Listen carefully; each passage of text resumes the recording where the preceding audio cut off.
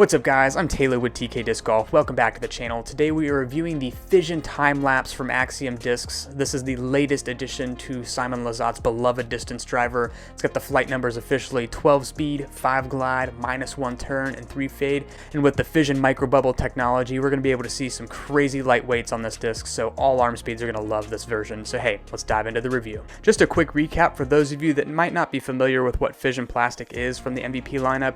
This is where MVP is able to get microscopic bubbles into the flight plate or the core of the disc while adding as much weight filler as possible to the overmold, thus increasing the weight distribution as far out to the outer edges of the disc as possible to help enhance the gyro effect as much as possible. In theory, these are the most gyroscopic discs you can possibly buy on the market, and this also allows them to get into some crazy weight differences as well.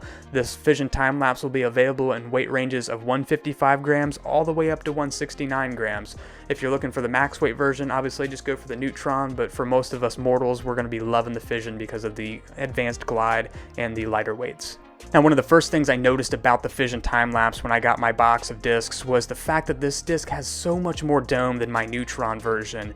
I bag a 170 gram Neutron, which is my overstable distance driver with good glide. Like, it's workable. It's not insanely overstable, but it is pretty beefy. Versus this Fission version, man oh man, the dome was insane, which means the glide is going to be out of this world for this disc. Comparing it to the Neutron on the left versus the Fission on the right, you can see that the PLH on the Fission is a little bit lower, but once you flip the disc over, it's insane how much dome the Fission has compared to the standard Neutron. Now, moving on to some throws, I had to take the Fission Time-Lapse to a big boy course because my normal testing grounds at Gully Park just weren't long enough. All the holes there are pretty much under 300 feet, so the Time-Lapse needs much more room to work. I had to take it to Echo Valley, the #1 course in Ohio, and boy oh boy was I having a blast on these longer holes. On hard hyzer releases, I had no problem effortlessly getting this disc out to the 350 foot mark with my arm speed, and then throwing it with a little bit less hyzer, it was able to flip up and drift right beautifully and then fade back a little bit at the end.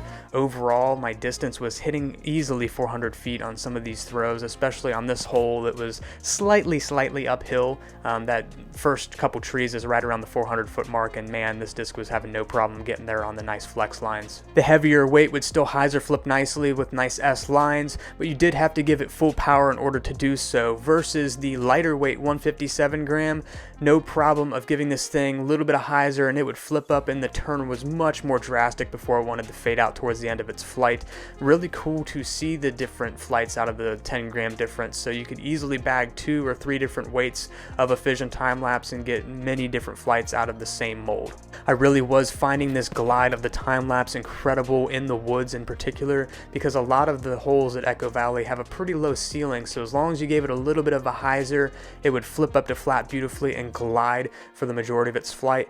And then if I was able to beat any of those late trees, I was able to get a lot more distance than I typically do on some of these holes. As far as which one of these I want to work into my bag, I'm thinking I'm going to try out the 157 gram a little bit longer, just because I was really enjoying the effortless hyzer flips out of this one, and then that late stability of the Fission Time-Lapse. It's something that I don't have in my bag, where you get that immediate response flip, turn, and then the fade, versus like my Fission Wave. Yeah, I can flip up the flat and turn beautifully, but it doesn't hook up at the end because it's so understable. So having something with the high speed turn of the Fission Time-Lapse in that lighter 150 class, but still having that late stability, is something that I was needing, and honestly, I'm going to enjoy continuing to work that into my bag. I want to thank you guys for watching this review video. If you guys enjoyed, be sure to hit that subscribe button so you don't miss any of our future uploads, and we will see you on the next one.